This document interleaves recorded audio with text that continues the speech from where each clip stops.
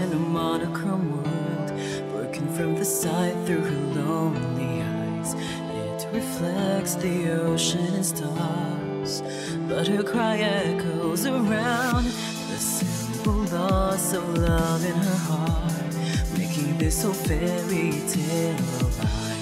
Earth and sorrow's tender embrace, this was never meant to happen. The light of the day, the only reason you have to stay. Hear me sing my song and just keep holding on. Hi everybody and welcome back to Cinderella full phlegm. Welcome back to Cinderella phlegm. Oh my god, we're on chapter 9. Oh, I'm so happy. Can we finish this today? That would make me the happiest little Pop-Tart in the room. The room? Yes. The world. The throne room is empty when I arrive. What happened last time? I can only hope that this is not some sort of trap. Soon after- sorry, I was contemplating what the fuck is going on. Soon after I enter, the door squeaks open and a familiar face enters the room. I knew you were evil. No proof yet, but I know it. Sir Mythros. Sir Mythros walks towards me, good lord. When he is close enough, he drops to one knee and bows. I frown as I take a step back from him. My princess, do not be alarmed. I know your true identity. 'Cause you're a witch, I guess. Sir Mythros flashes me a wide smile that causes a shudder to run down my spine. You know who I am, then that means you are. I take another step back as the blood drains from my face. Sir Mythros' smile. That is so weird. Smile only widens at my reaction. Well, that is a face! That is an evil face if I've ever seen one. Cocked eyebrow, side smirk. I don't trust that face. I'll say it for you. Yes, I am a witch. Ha ha ha ha. If you are a witch, then Sir Alcaster is a liar? No, wait. I'm a human, a fool one. And Varg? Nothing but a personal errand boy. Oh. A thought suddenly occurs to me. Sir Alcaster was plotting against the kingdom, then Sir Mythros also punished Fritz somehow? Okay. What about Fritz? Was he part of Sir Alcaster's plan? The knights. What happened to him? What'd you do? To avoid confusing you, let's just say that the situation surrounding him is too complicated to adequately explain. Can you at least tell me if he's alive or not? I command you to answer my question, Sir Mythros. Was Fritz part of this darn plan? I commanded you. If it makes you feel any better, he refused to be part of it. He refused? Does that mean that he was not part of the plans? Wow, I wonder. Or just that he was unwillingly forced to participate in them. I'm certain that Sir Alcaster would not be happy that his own son was disobeying him. He either forced him to help or assigned him outside of the palace. Or killed him. But if Fritz knew of Sir Alcaster's plan, why did he not warn anyone about them? Was he working with Sir Mythros as well? Girl! More questions swirl in my head, but none of them have any answers. When this is over, I'll personally ask Fritz about this. If we can find him! Didn't he die the last route? Yeah. It's gonna be hard to ask Fritz anything if he dies in every fucking route. Once I can locate him, I shake the thoughts away and bring my attention back to Sir Mythros. Why bother with this reveal? What do you hope to gain from it? Before we start our conversation. Oh dear, what is this? Sir Mythros waves his hand, conjuring a faint green glow that envelops the whole room. Just in case someone decides to eavesdrop, I wouldn't want any of your witch friends listening in on us. Okay. Yes, I'm aware that one of them has been snooping around the palace these past few months. Their snooping has made it more difficult to move around without exposing myself. Stop with that face, it's so, Sir Mythros clicks his tongue in annoyance. Such a nuisance. So you're referring to Delora. She and Parfait warned me about that there was... She and Parfait warned me before that there was a witch in the palace. Is Sir Mythros truly that witch? I never really trusted him, not even when I was princess. Now that he has revealed himself as a witch, I need to know what he plans on doing. You knew that I was a princess the entire time, yet you never offered me any assistance. He don't give a shit about you! At least not in that kind of way. If I had, Alcaster would have targeted you as well. What? Alcester wanted to dispose of the royal family. If he had known you were princess, he would have been after you, too. Seriously, though, who would believe it? It would have been easier for no one remembering you as the princess. Whoa. But unfortunately, Fritz told his father about you, thinking that Alcester might be able to help protect you. And it didn't help that Var confirmed it. How did Var confirm it, though? Your mother wouldn't have been happy with me if I put you in harm's way. That is why I pretended not to know you in order to protect you.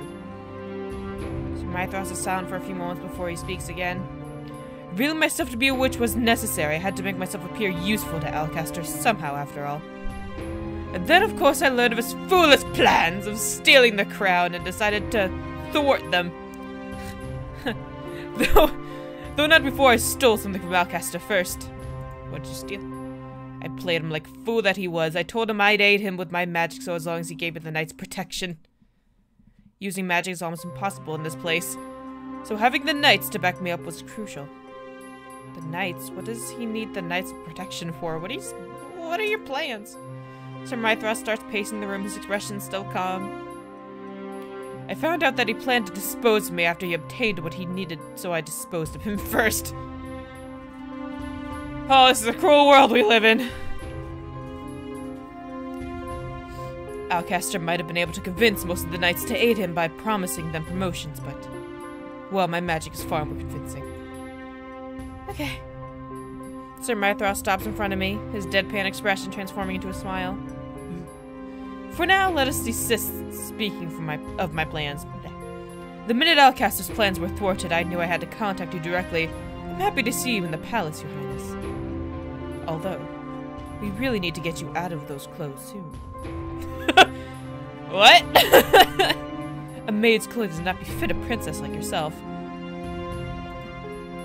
That does not matter. My priority right now is to break my curse. Of course, they must truly have been frightened to feel the need to curse you. Okay, but no. I feel an uncomfortable tug at my heart. Ugh! To think that the Lucius Bear would actually allow a witch to curse you. It's not like I knew. Sir Mythros shakes his head, disgust written on his face. Ugh, I hate when their face goes all dark like that. Shit. When you suddenly disappeared that day, it was as if all your traces of existence had vanished. I searched for you endlessly, Princess. Well, it's good to know he cares. When you first appeared here in this palace, I did not recognize you immediately, but I felt a touch of magic in you and investigated. My curiosity is what promoted me to investigate you further. When I tried hard enough, I found that I could see through the glamour that had been cast on you. Shit. So Sir Mythros truly was the witch Parfait was referring to when she mentioned someone seeing through the glamour. Imagine my surprise when I found out that it was actually you. That fairy bearer has been nothing but a nuisance to us witches. I think he's a bad witch. First she betrayed your mother, and then she betrayed you before she had even met you. Oh, my mother? She was meanie. She was a Tenenbaum bearer, corrupted by darkness, dude. Parfait only did what she had to. Sir Mythros looked at me, clearly surprised. You're gonna tell me something different, and then I'm gonna get all confused again. This is never gonna end, unless somebody dies. What lies have those people been whispering in your ear? Everything the Queen did, she did for us witches, to protect us from the wicked humans who destroyed our kind. It is clear to me that where Sir Mythros' alliance lies. Sir Mythros sighs, runs a hand through his hair, then continues speaking. On your 18th birthday, you will follow her footsteps. You will make the kingdom a place for all riches to prosper. Ugh. I am nothing like her. I refuse to make people suffer to fuel the crystal. Where is the crystal, by the way? Like, where is it? Is it like a thing that you already have, or is it like hidden somewhere? I never bore witness to the suffering of the people had to go through during my mother's reign, but the stories are enough to reveal her true nature to me. It was hard to believe at first, but those people do not have any reason to lie to a servant like myself. They have nothing to gain from it. I finally understand why the hatred people had for me ran so deep, even when I did nothing to them. It was because I was the witch's daughter. Oh, shit. Your mother wouldn't be happy to hear you say that. Let me assure you that it is not destiny you can run from, dear princess. I will not let destiny take control of my life. I feign tiredness by releasing a long yawn. I'm sorry for cutting you short, Sir Mithras, but I gotta go. Please excuse me, I'm getting tired. I'm about to walk past Sir Mithras when he starts speaking again, his voice a low whisper. I notice that I've gotten closer to the family you so despised before, the prince included. I narrow my eyes at him. Don't you bring up my brother and lover. You care about him, don't you? No! Shut up. I must confess that this surprises me, Princess. Such a relationship would certainly be a scandal. Even if you two are not blood related, he is still your stepbrother! Constantly reminding you! Let it go. Whatever will your dear father say about this? Ugh, I clench my fists. He has no right to lecture me. I already know these feelings are wrong. Good! Good! Let's end the game now! Let's just let Rod die. Then it's over. We don't have to deal with it anymore. I know that I cannot have them. I assure you that there is nothing between the both of us. We actually hate each other. Oh, is that so? Are those lies you utter just to convince yourself? This man is beginning to try my patience. Allow me to share a little secret with you, Princess. I also loved my sister at one point. I am not interested. I head for the door and reach the knob. Oh, but I think it's something you would be most curious about. I do, after all, know the consequences of the princess failing to... Prince! Not the princess! Oh my god! I also know the consequences of the prince failing to break his curse. I also happen to know that someone special to him is getting married tomorrow. Rod's gonna die, I was right! My hand freezes. How do you know about all of this? He's a witch. I know all the happenings around this place. That is my job, Princess. What is your job again, though? Gossip Queen? What? Tell me, do you know the ending of to the fairy tale of the Little Mermaid? My blood runs cold and I remember what Emmy told me about the fairy tale. The prince fell in love and married someone else. The Little Mermaid's heart would break and she would dissolve into sea foam. I conducted my own investigation and actually met a witch who bestowed the curse on the prince. In meeting her, I found out everything that there is to know about it. I turned to regard Mithras with a frown. It seems I've finally gotten your attention. What do you plan on doing to Rod? Oh, nothing needs to be done to him. He's on his own, bruh. Sir Mithras shrugs.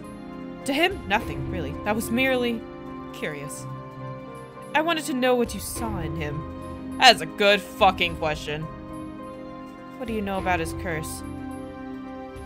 It stays true to the fairy tale. Only in this case, the prince gives up his voice for a title. Still, it will end the same way. The girl will fall in love with someone else despite his sacrifice. I mean... Oh, his beloved's wedding day. The prince will die. I had thought you might have reached the same conclusion. How do you fix something like this? How am I possibly supposed to fix this? Like, what? Oh, I got something in my eye. I'm so mad. Shit. What am I supposed to do? The only way to fix this is to get Viorica, that bitch! To not get married to that weird cracker guy. That Digimon guy. That Pokemon. What? Tragic, don't you think? Very tragic. I had the same thought, but is Rod truly going to die? Yes, bitch! So the reason Rod gave up breaking his curse was because he knew that Viorica would never love him back. He knew that he was going to die the moment Viorica married. He accepted it. Just let it go. He's good. Dread begins to wash over me. There's nothing we can do! Why not ask him yourself? Didn't we already ask him, though? As if orchestrated by magic, the double doors open and Rod steps inside. When he sees me, his expression relaxes. Bruh! I've been looking for you all over. You're gonna die tomorrow. I want to speak with you about my discussion with Lady Parfait. You're gonna die tomorrow. What does it matter? I turn around to face Sir Mithras once again, but to my surprise, he's already gone. What? When did Sir Mithras leave? Sexto, is something wrong? No, nothing. You're gonna die. I'll see you later. Chapter 9. What's that noise? It's my dog licking herself. Hey, you! There we go. What are we doing? Oh, we're confronting him. How was the wedding? Dead. Oh my god. Yes. Confronting, yeah. Is this how you really want things to end? What are you talking about? I'm bringing up drama and you're gonna listen to it. Have you even thought about what your family will feel after they find out that you lied about your curse? Are you going to die when Viorica gets married tomorrow? You are going to die when Viorica gets married tomorrow, am I right? There we go. That is why you told me that there's nothing I could do to help you break your curse. And it's true! Because there really is nothing you can do to help me. Viorica will never return my love. Ouch. Single tear. I already accepted my fate a long time ago. Lady Parfait was the one who insisted I find another way to break my curse. But what? Because she refuses to give up on you, and I won't give up on you either, damn it! I don't love you the way you think, but I love you as a brother. As much as I just wanted to. I've been aware of another way to break my curse from the beginning, but I'd rather die than do what is needed to do. What? Do what? Have you not read? What? Rod's voice trails off when he sees my confused expression. He clears his throat. Forget it. No, buddy! There's nothing more you can do. You better fucking tell me. The reason I never told anyone the truth of my curse is because I never want anyone to blame themselves for not being able to help me. I'm gonna punch you. I was already a lost cause the moment Viorica really fell in love with someone else. I could never take the happiness away from her. You wanna bet? I'll do it in a heartbeat! I don't give a shit! Rod becomes silent, his gaze downcast. The vulnerable expression catches me by surprise. You should have told me about your curse a long time ago. No one wants to talk to you! Nobody likes you! How many times must I repeat myself? Telling you about my curse won't change the outcome. I could have tried to help you! Why are you so insistent on helping me? God damn it, I love you, bro! Because I care about you, you dumbass! Yeah, those words came out. My face warms up when the words escape from my lips. Rod also flushes. What are you saying? I love you! No. No. I'm worried about you on Emmy's behalf, of course. You bitch. I do not want her to think that I let you die. Because you're obviously my responsibility. Did you know that? Rod lets out a deep sigh. Thank God. Just stop talking. I'm sorry. You're in no position to tell me what to do. Sexto. There's a hint of warning in his voice. Now you better let me help you or I'll kill you myself. Oh my God! Why? Why have we come to this? Oh no. No. This isn't right. Oh. No, I don't want to see it. Today on this day, I have committed a thing called incest with my stepbrother. I need a tissue. Can I? Fuck. Okay. Fucking hate this game. My words are cut out. I want to play my butler again. I don't want to do this anymore. I can read this. I believe in myself, okay? Just put my hair back. There we go. There you go. Just pull my hair back a bit. Alright. I feel a tinge of wanting to cry and also wanting to jump out the window. If only I had a second story, huh? I should have done the bad ending. Okay. My words are cut off when Rod presses lips against mine. Whoops. It's only a brief kiss when he pulls away. His usual somberness has returned.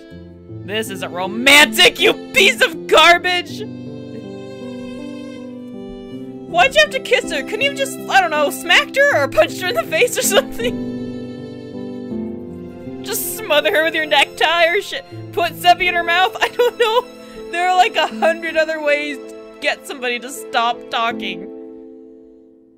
Ah, okay. Told you to stop talking. Sexto, why do you use your mouth? I'm spitting everywhere. He's perfectly okay with this. He does this every day. Somebody annoys him, just kiss him. I can only stare back at him baffled. Is my face hot from embarrassment now? Why do you realize that you just kissed the princess?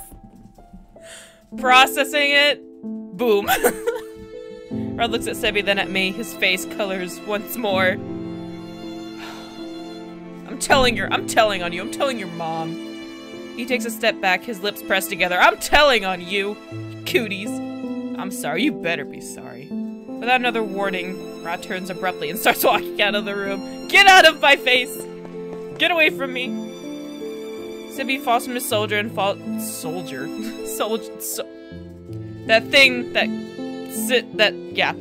and falls to the ground, but Rod does not notice in his hurry to leave. I stare after him in shock. Can't believe you just ran away. And left me here. I walk to where Sebby is and kneel down to pick him up. Are you alright? I'm fine, thank you, princess. Aw, can I keep you? Sebby tilts his head to the side. That Rod. I wonder when he'll start acting like a man. Suddenly kissing a girl like that's so unromantic. What? Do you write like fanfiction, Sebby? I think about the warmth of Rod's... Stop it. Lips pressed against mine and flush again. Rod may not say much. Wonder why. But he has a lot going on in his head. Thoughts he doesn't ever want anyone to know. Does he have a diary or are you like his diary? I don't want to speak on his behalf, but I know he really does care about you, princess. Shut up, Sebby! I've been writing a fanfiction about this for about a month now. It's got a bunch of hits. He's just a little standoffish and has a difficult time showing his emotions. He's sensitive like that. He's starting to turn into like a country rabbit. Take it from me, I'm always in his head. It's a scary place. I care about him too, but what will become of my feelings once I break my curse? Oh my god. Don't break your curse. I return to being a stepsister when this is all over. My ferrets keep sneezing. Holy shit, are you guys okay? No, this is not the time to mull over such thoughts. Sorry for asking this to be princess, but can you turn me to Rod? That boy is useless without me! It's true, though. The exasperation in Sebby's voice makes me smile. Sebby acts like Rod's older sibling. Of course. He is useless without me. When Rod does not open the door, I knock again. Take your damn rabbit back!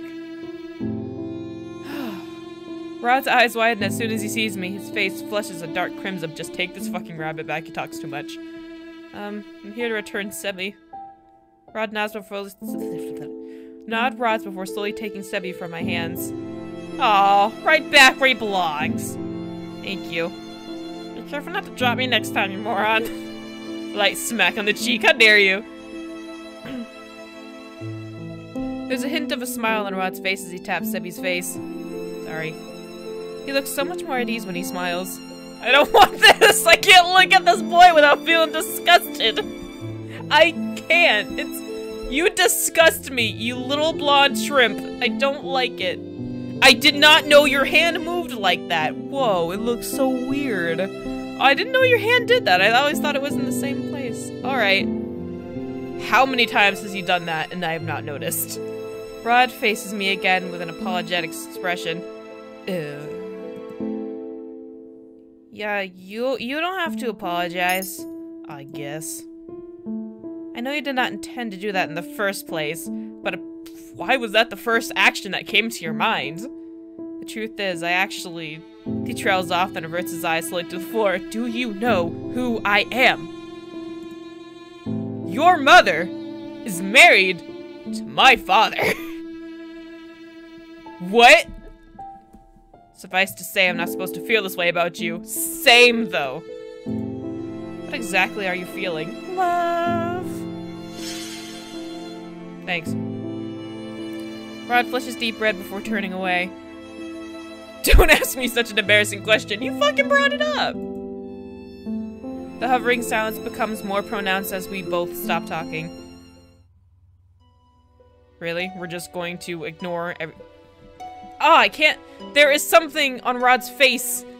It's on my computer screen, but if I touch it, it's fucking touch screen. I can't— There we go. There we go. I got the smudge off of his cheek. You said you wanted to talk to me about something you discussed with Lady Parfait. Great, change the conversation. Okay, yeah.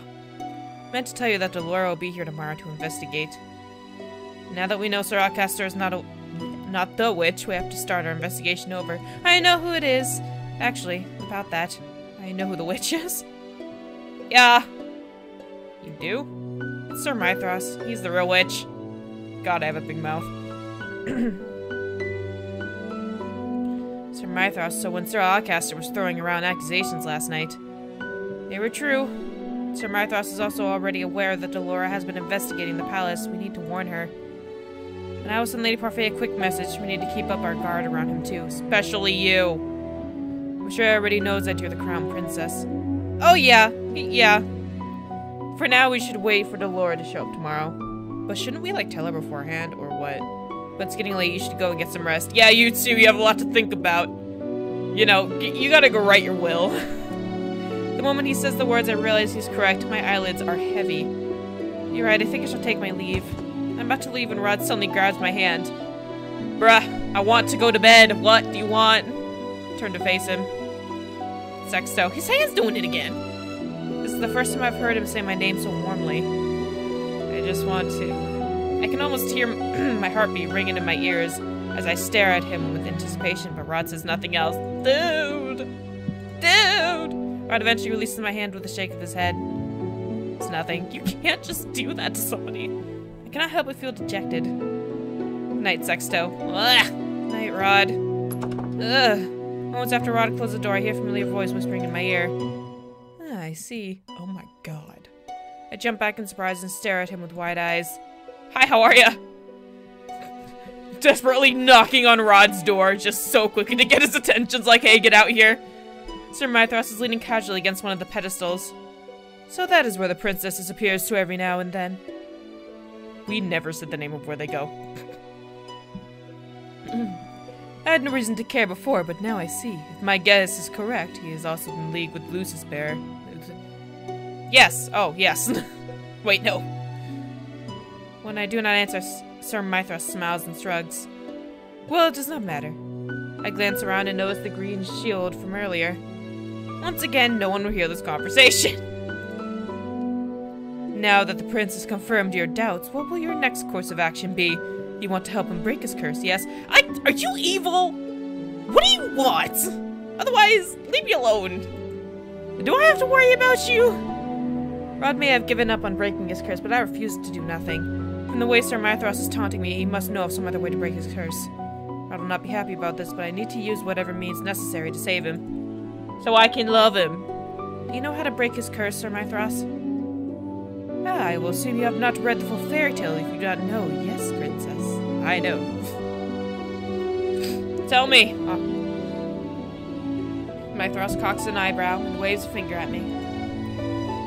What the fuck is that noise? It's a bunch of motorcycles or whatever. You do not realize by now how witches work, princess.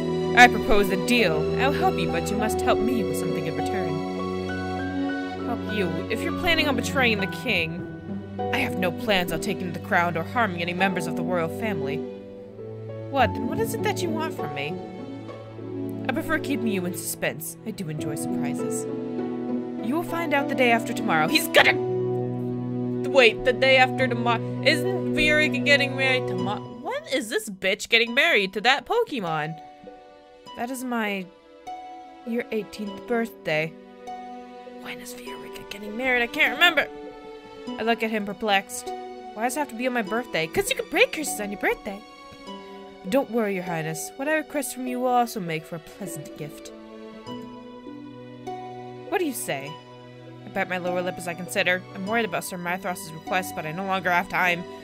Viorica's marriage is tomorrow, and Sir Mithras has an upper hand. Understand. Good, now remember, dear Sexto, witches are bound to their oaths. In order for the prince to regain his voice and life, something must be taken by force, just like in the fairy tale. What does he mean by that? Tell me what I must do.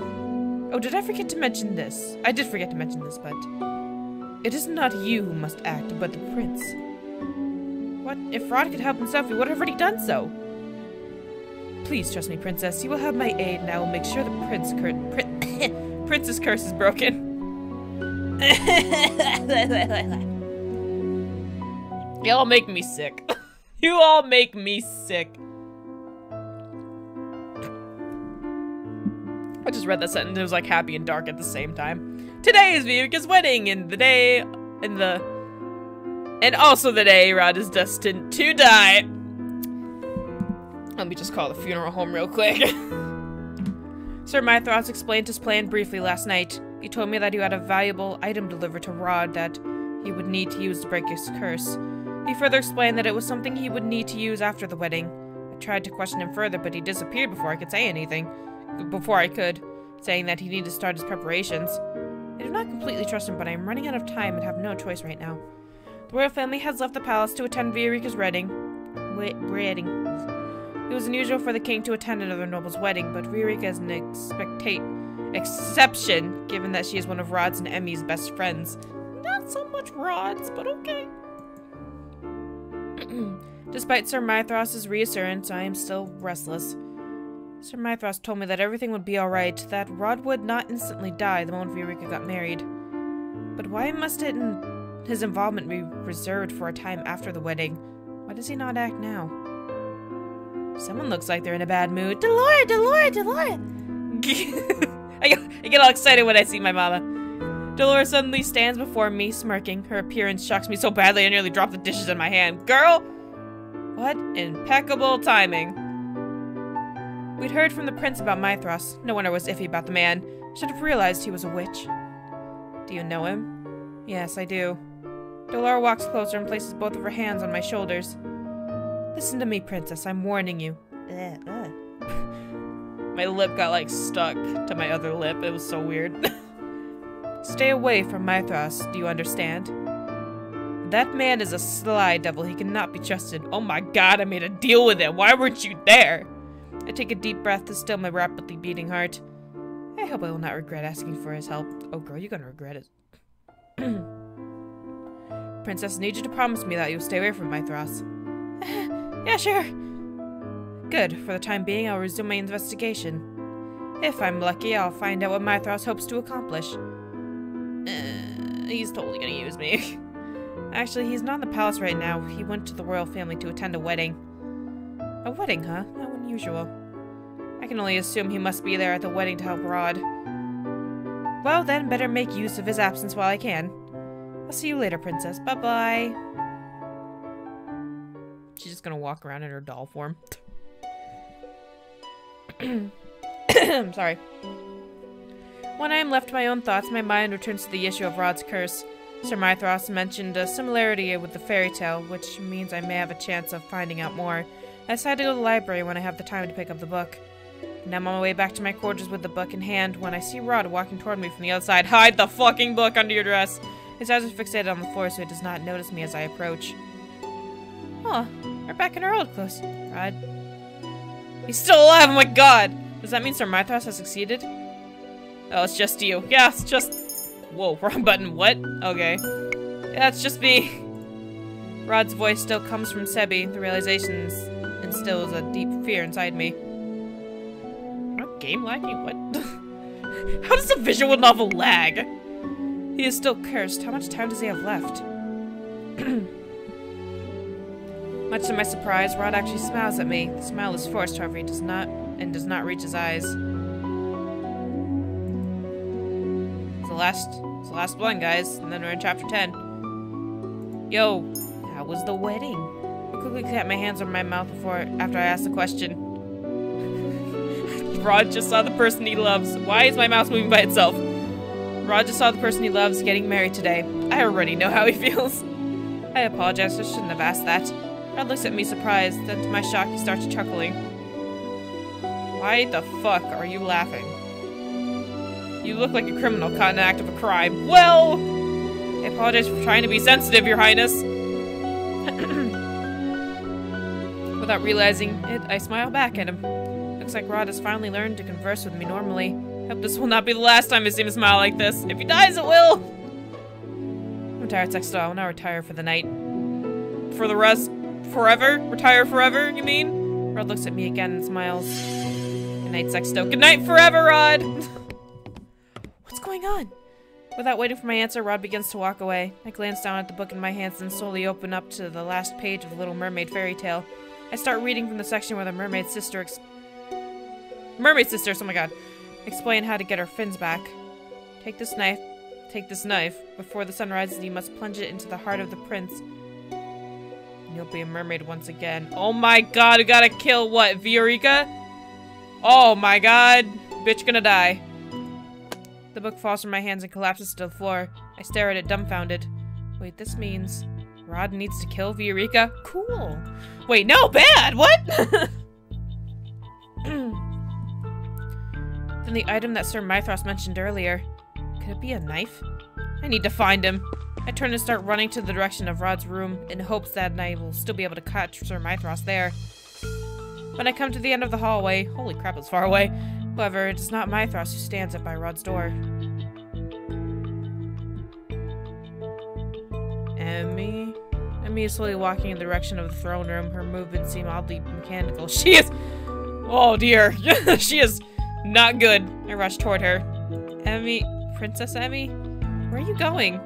Must go to Rod. Oh, what the fuck is going on? Why is she going to the throne room? Rod is in his room. My eyes catch on something shining in Emmy's hand. Oh, what a cute little butter knife. My heart nearly stops when I see that it is a knife. Emmy, what the fuck are you doing? If he kills his beloved with this blade, his curse will break, he won't die. It is as if she is in a trance. Is this Sir Mithras doing? Is she under one of his spells? Yo! Emmy, snap out of it! Emmy starts walking, yet ignoring me. When I try to approach her again, thinking to steal away the knife, a shadow suddenly comes to stand between us. Why are you still a thing? Varg looms in front of me, smirking. Where the fuck did you come from? Let me through! Varg. Stupid name. No can do, princess. Don't you want to save the prince? I look at Emmy, who has not even turned to glance at us. I glare at Varg, who is still standing in my way, grinning. Step aside, Varg. Ah, feisty. You are a far more interesting princess than your stepsister. I try to sidestep, but Varg follows my motion. I try again and again, but he just thwarts my progress. He holds his hand up in the air and eyebrows raised. How can you see his eyebrows, though? Tell me, what would you do if I did let you go? Would you stop him from killing this girl? Rod would never kill her. He would never do anything to harm a person he loves. He refused to do it, and he has no reason to do it now. Varg is silent for a few moments before he considers. Interesting. He steps aside and bows. Go ahead, then. You are letting me go? I would like to see this play end as it may, without a string attached. Without any strings attached. Can I not read? What's happening? Chapter 10! Fuck it, we're still going! There's not gonna be another episode. We're ending it here! I stop in my tracks and I see Sir Mithras standing just in front of the main door to the throne room. Hi. He looks at me expectantly as I approach. Sir Mithras. Good evening, Your Highness. Such a lovely night tonight, isn't it? Only half an hour left before you will turn 18. Do not forget our deal, Princess. Come midnight, I will be requesting your aid in exchange for helping the prince break his curse. I clench my hands into a tight fist. Helping the prince break his curse? Rod killing someone is not what I wanted. Sir Mithras puts a finger to his lips. You wouldn't want to attract attention of the knights, would you? There would be quite a bit of explaining to do then. I glare at him, then take a deep breath and lower my voice. Did you not tell me that breaking Rod's curse meant killing someone? You didn't tell me, bruh. Oh, but I'm only honoring my end of the deal. Perhaps you should have done your research before agreeing. The grin on his lips never wavers, but I can see the amusement in his eyes. I relied entirely on the story Emmy told me, and that was my biggest mistake. I should have read the full fairy tale. But now it seems you finally know the full story of the prince's fairy tale, huh? To break his curse, Prince Rod must kill his beloved with the knife his sister has brought him, just like the fairy tale. Oh, that's why Emmy's doing it. Okay. Sir Mythros continues to smile at me. I realize that he is speaking solely like one might speak to a child. So condescending. No. Wait. I start to realize that Sir Mythros is purposely drawing out this conversation to stall me. I need to go. Mythros does not stop me when I slide past him to open the doors to the throne room. The first thing I see when I enter the throne room is Rod. He's standing in the middle of the area with Emmy in his arms. She alright? Rod gently places Emmy on the throne. He leans down to look more closely at her sleeping face, then reaches down to take the object in her hand before he faces me. I see the metallic glimmer in his hand, and know that he is holding the knife Emmy brought her with her. Where did she even get this knife? What a question! He pauses to stare at it, then turns suddenly, eyes widening at the sight of another part of the room. I follow his gaze into the corner of the room where Viorica floats in— What?! Excuse me? Floats in midair. Her eyes are closed and her hands clasped as if she's just sleeping. What? Why is she— What? Such a pleasant surprise, isn't it? How did you get her here? Why is she floating? Where is the king? Oh my god. This palace is so unguarded. Sir Mythros walks into the room with his hands clasped behind his back. You! Evil. Good evening, your highness. Is this your doing? Sir Mythros just smiles at him pleasantly. Rod only glares back at him. Guards! Yo! Guards, you useless pieces of garbage! Sir Mythros clicks his tongue and chuckles. My apologies, your highness, but no one will be able to hear you, no matter how loud you shout. Not even your witch friend will hear anything through my magic. He knows Delora is here. I glance around the room and notice that Sir Mythros has created his silent green barrier. His hush-hush circle. His hush-hush circle. This is the same magic he used yesterday. Now let us get back to the matter at hand. You are running out of time, Prince Rod. It would be a shame to see you perish here after all. After the princess went through the trouble of asking me to save her life. This isn't what I wanted! Sexto, what is he talking about? I want you to live, dumbass! The princess didn't want you to die, so she asked me to help break your curse. Sir Mythros spread his arms, gesturing toward both Emmy and Viorica. And so I have been kind enough to set the stage and gather its actors for what I hope to be a wonderful finale. I can't help but wonder how this fairy tale will end. Why would you do this, Sexto? Wow, I have no idea because I hate you. I did not know I meant killing Viorica, I swear, that's why I came here to stop you. I told you so many times that there's nothing you can do to help me, and yet you still refuse to listen to me. Because I refuse to let you die, dumbass. Do you not see that you are important to me, Rod? Well. Oh my, what a scandal. Shut up, Mythros. Get out of here. Nobody asked you. I turned to Sir Mythros and stared daggers at him. I asked you to help, Rod. Why'd you have to involve Emmy in this? It was a necessary requirement that the princess be the one to give him the knife, your highness. It was, after all, the mermaid sister that brought her the knife to kill her beloved. So that's how she knew all about all this. She came here crying and begging me to break my curse because she didn't want me to die. I almost wanted to do it. But I could never kill someone. That is why I will refuse to break my curse, even if I really want to live. Oh, God. Perhaps I miscalculated. Ah, well, this can be remedied. What?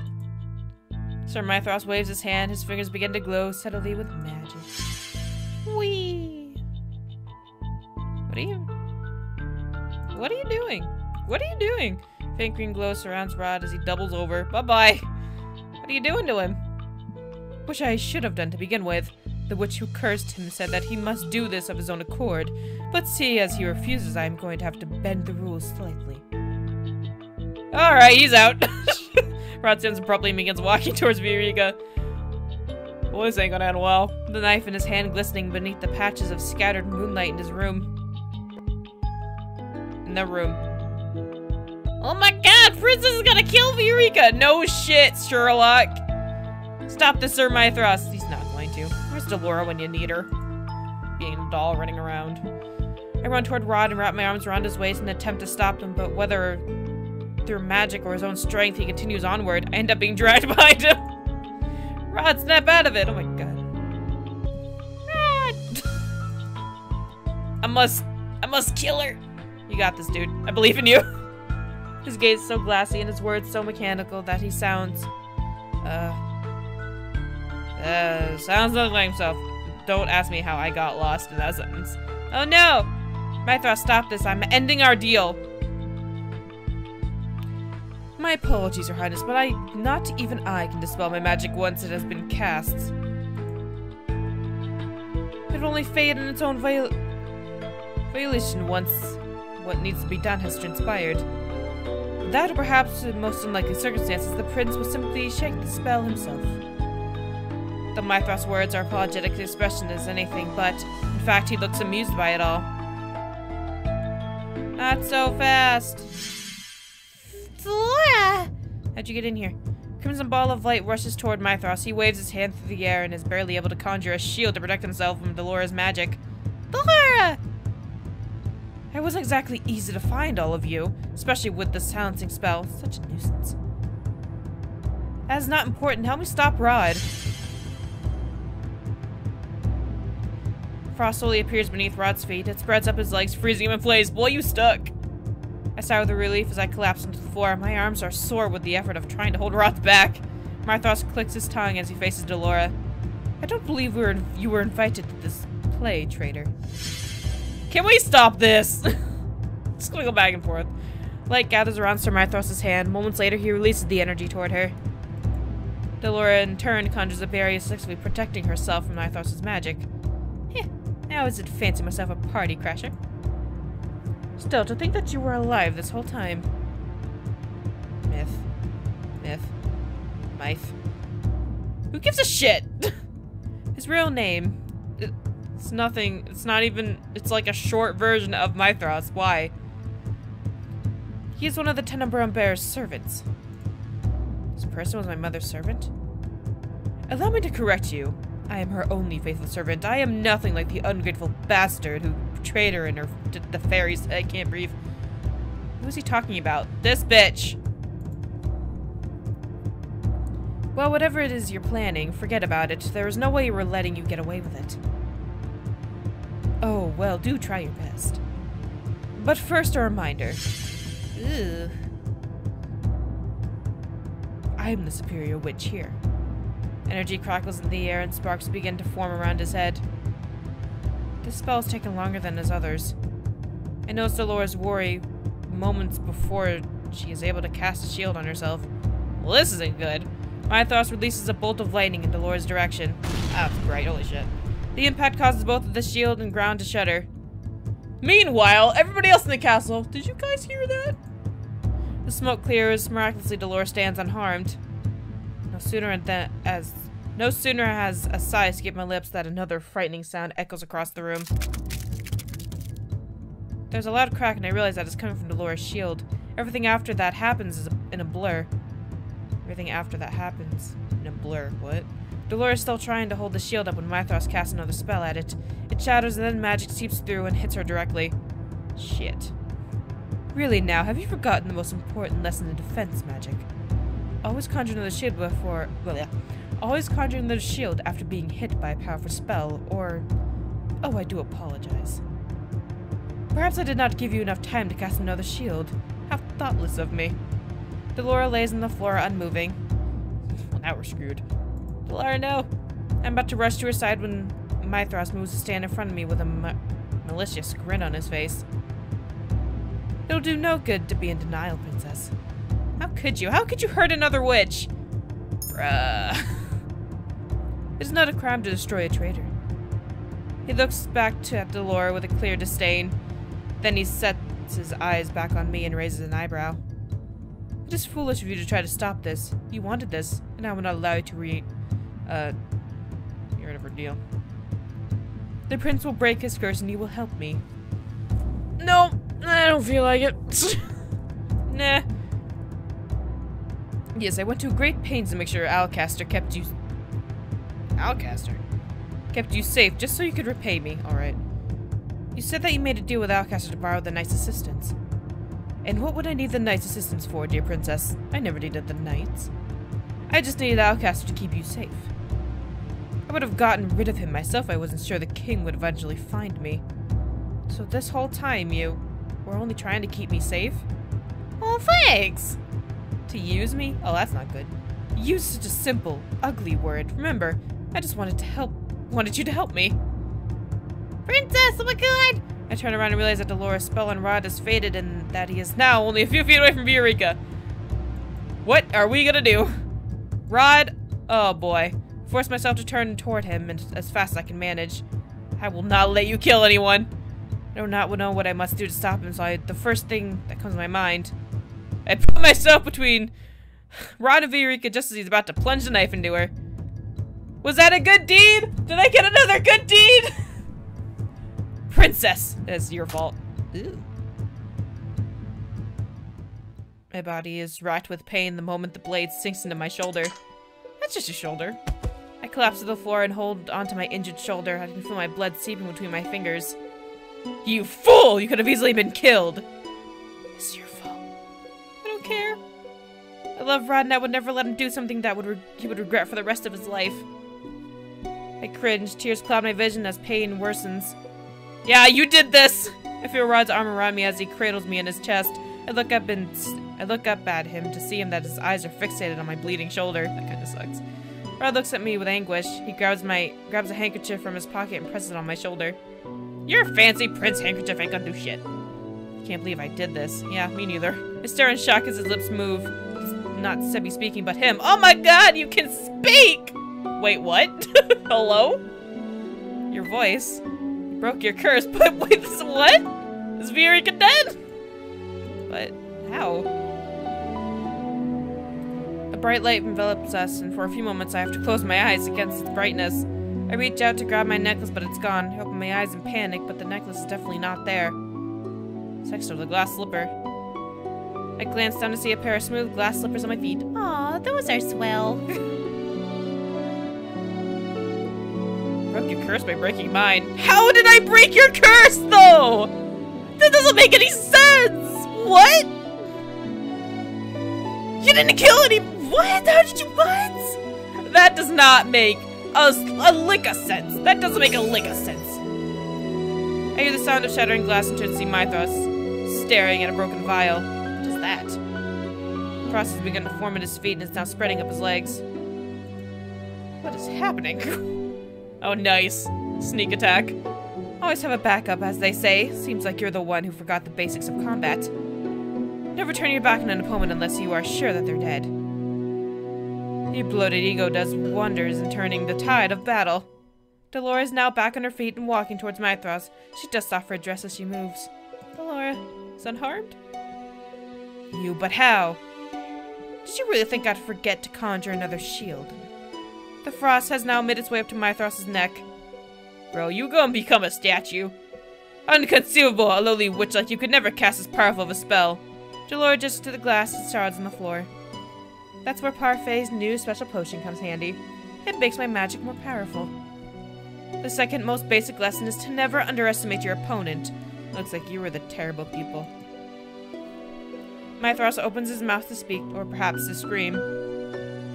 But by the time he opens his mouth, the frost has completely devoured him, leaving him nothing but an icy sculpture. Cool. Dolores, Sexto's bleeding. Has her bleeding stopped? No, I think she's dead. Guys, I think so. Cannot make out what they say after that. My world starts spinning and everything starts to blur, so I close my eyes. Goodbye, world. I feel Dolores' hand on my forehead. The warmth relaxes me somewhat. We got you. Hang in there. You're okay. My body becomes heavier by the second, and I lean my head against Rod's chin. And I feel myself falling into a never-ending darkness. Goodbye! We died that day. When I open my eyes, the first thing I see are the soft rays of sunlight seeping through the window. Am I in my own room? I attempt to sit up and cringe when I feel sharp pain in my shoulder. I reach out to touch it and only realize that it is neatly bandaged. Despite the injury, my body feels oddly light, stronger than it even was before. Okay. I remember, place myself in front of Eureka to stop Rod from hurting her. Still though, how is this curse broken? Somebody explain this to me, please! But where did this energy come from? Hey, girlie.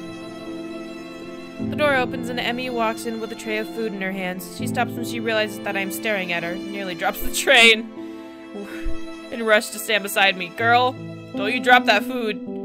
Six, are you finally awake? I was so worried about you.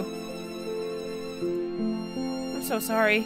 This was all my fault. How? What? What are you talking about? It was mine, not yours. I remember bringing the knife to Rod, but I can't remember much of what happened before after that. Just that when I woke up in the throne room, I saw that you were bleeding in Rod's arms. I thought you were going to die. Just of Emmy's words break into pieces as she begins to cry. I'm so sorry for forgetting about you. Oh, honey, it's okay. I made you work too hard while you were my personal maid, and I shake my head with a sigh. It was not your fault. I was cursed, Emmy. But I look at her tear-stained face. She was not at fault, yet here she is crying. She really is a good person. I spread my arms. Texto, give me a hug! Oh, I turn away, suddenly embarrassed. You look like you needed a hug. Emmy stares at me for a few moments. I'm about to reconsider when I suddenly feel her arms around me. So happy! I hug her back and stroke her hair. Oh, your hair's so soft. I cannot help but smile at the warmth that spreads on my chest. Thank you. Emmy pulls back, her face full of concern. What? What will happen to you and Rod now? Oh god, that's a question. That's a question. I saw how close the two of you got, and I saw how Rod looked at you last night. Wait, last night? So today is my birthday, the day I become the bearer. Is that the reason I feel so strangely energized? Oh! Emmy walks up to one of my doll's shelves and picks up the doll she had placed there moments ago. Happy birthday! I meant to give this to you earlier as a surprise before you were cursed. Anyway, I know it's not as pretty as the other dolls from your collection, but I hope you like it. Just imagine it's just Delora. It's beautiful, thank you. I take the doll in my arms and as a knock sounds on my door. Yo! Yo! Fucking incest-ridden. Ugh. The door opens and Rod steps inside, his eyes widen and he sees Emmy. Em?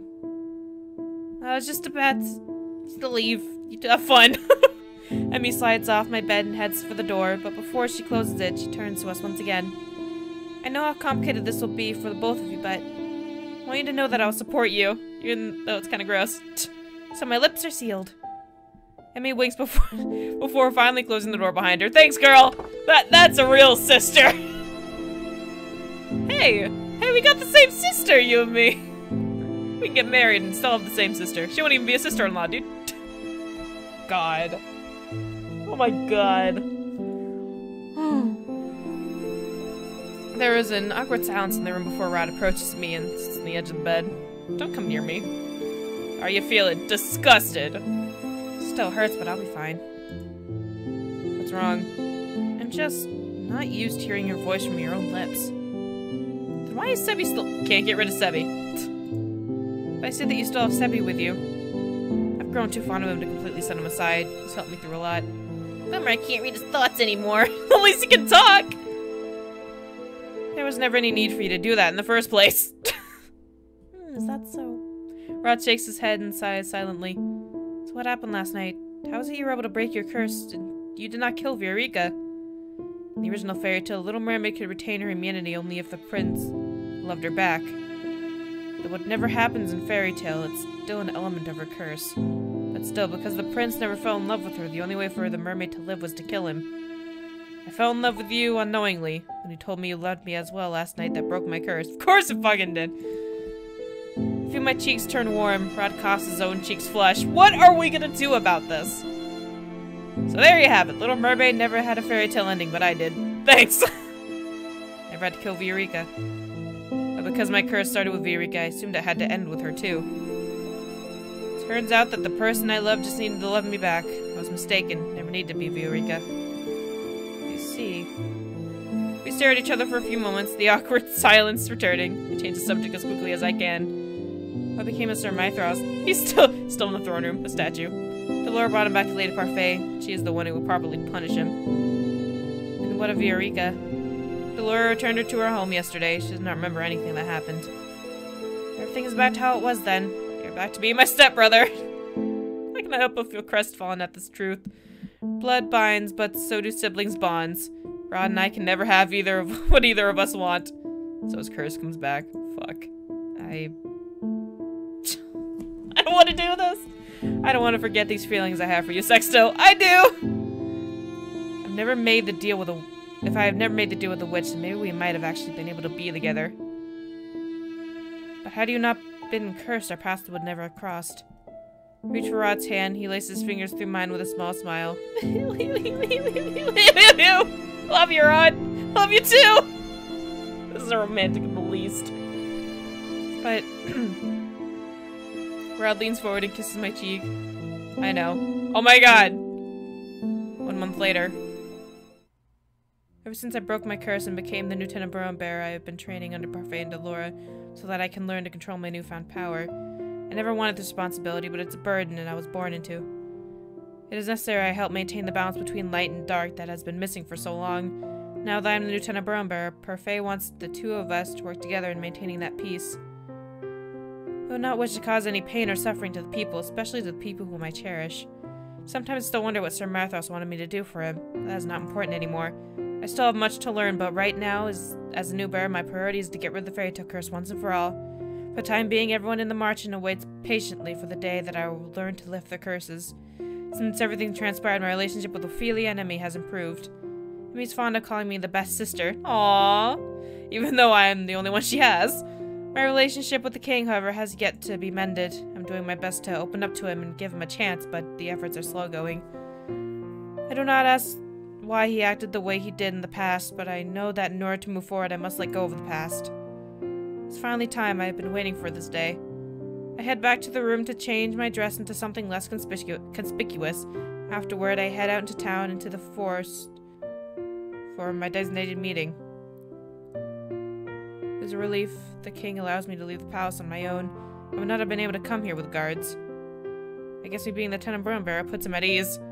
If the title reassures him, it allows me to come out here on my own to meet Rod. Then what happened to Rod? Not complaining. Rod still uses the secret passage he always used to sneak out of the palace. Emmy knows about our secret meeting and helps us cover our disappearances if necessary. Makes me happy that Emmy approves of our relationship, that we do not have to keep it a secret from absolutely everyone. They're having a secret relationship, guys. At first, Rod and I both attempted to keep our distance without making it seem too obvious to everyone around us. Though Ophelia seems to suspect something is going on between the two of us, she has not asked questions. Emmy was not happy with our decision. She said she felt terrible that we would be forced to let go of something so precious on account of our titles. She was right. More than that, it was difficult for the two of us to deny our feelings for each other. In the end, we came up with a solution. Even if it was temporary, we decided to secretly meet up in the forest every once in a while so we could be together without any... Wow. Even just for a little while. When I catch sight of Rod, I run toward him and What? Throw my arms around his neck. I feel Rod snuggle his face into my Yay! May I have this dance? Sure you can! Alright, you know what? You look really good in a not formal shirt. Hold on, let me just get this real quick. Boop. Alright, thanks guys. I take Rod's hand and begin dancing to a silent song. The first time I danced with him, it was to prove a point. It was when neither of us even liked each other. I remember this and I stare at him. What, is there something on my face? Yeah, no, like... Just remembering how much you hated me back then, and now, here we are. Fate sure loves to toy with us. I smile at Rod. Just for a little longer. I want to be here by his side. I do not know how long we can keep this up, but every day I wish for the same thing. 1 second. Sorry about that. I wish that I can live my life openly, loving Rod. I wonder, would that dream ever be possible?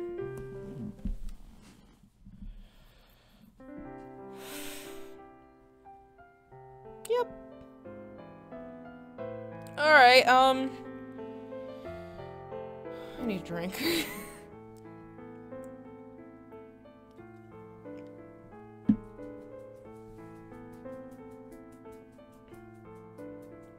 Fantastic. So, in the end, we dated our brother in secret. Who knows what will happen? Where will fate take us? No idea.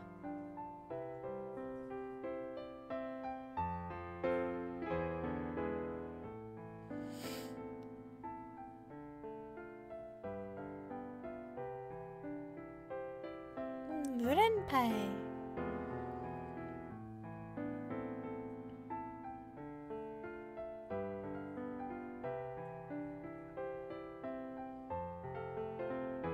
That one time when he yelled at us out of fucking nowhere for existing.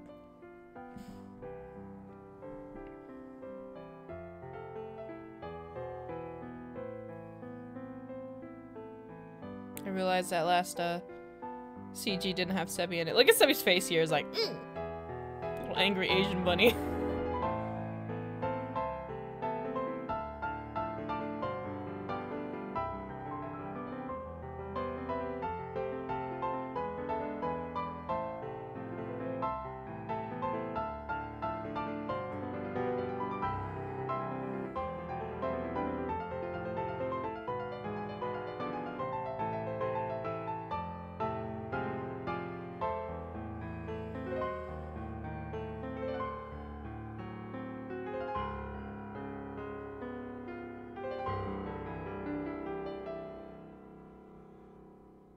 Yep. We did it. We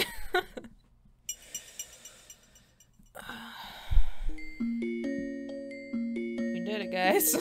We finished Rod's route. It's over! Thank you! It's over! Oh my god. I'm so happy I don't have to deal with that anymore. Oh, I miss Karma. Anyway, it's over. We don't have to deal with it anymore. I hope you all enjoyed this fucking incest. Damn. I don't care if they're not blood related. It's still a thing, okay? It's still a thing. I don't like it. It's weird.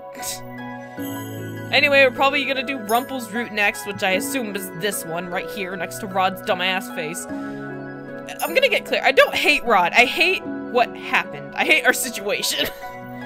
I don't like how that ended, honestly, but whatever. It's over now. Don't hold a grudge. See you guys at Rumple's route. Bye-bye.